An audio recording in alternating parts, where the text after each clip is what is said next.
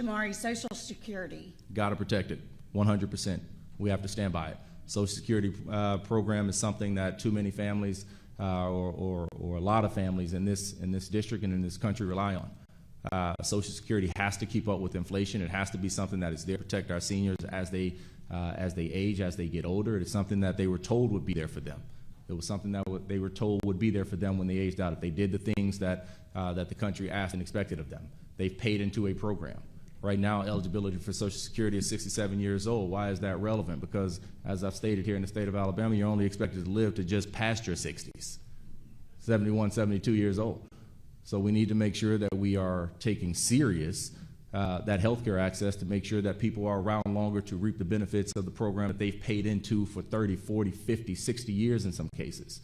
And so we have to protect it. We can't afford cuts to it. We can't afford cuts masked through other language, such as looking how we can save costs overall with these programs. No, we weren't asking people to save their investments in Social Security while they were working. So we certainly shouldn't be asking them to change their expectations and what this program is going to put out for them, because too many families rely on it. Too many elderly citizens here in the state and in this district and around this country rely on it, and we need it to be there for them. We must make it sustainable, and we must make the changes and modifications that are necessary to make sure that it is a program that will be there going into the future. Caroline, Social Security.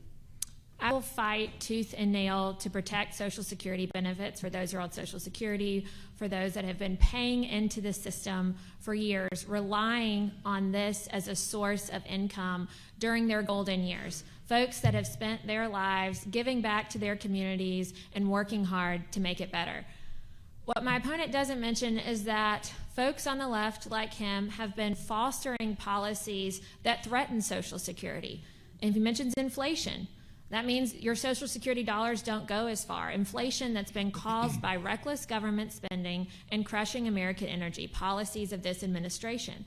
Another threat to Social Security is our open border policy. When we have 8 to 10 million non-taxpayers who've come here in the last 3.5 years, that puts a strain on our resources.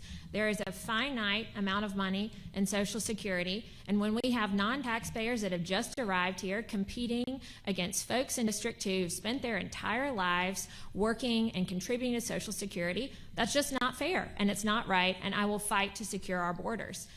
Another issue is the fact that we are not doing enough to create jobs, to bring people into the workforce. This administration has not incentivized people to get back to work since COVID. Here in Alabama, we have a workforce participation rate of 57%. So when we have 43% of eligible workers who are not contributing to the Social Security system, then yes, we're going to have a problem. But I will fight for solutions across the board for Social Security. Caroline, Border Protection.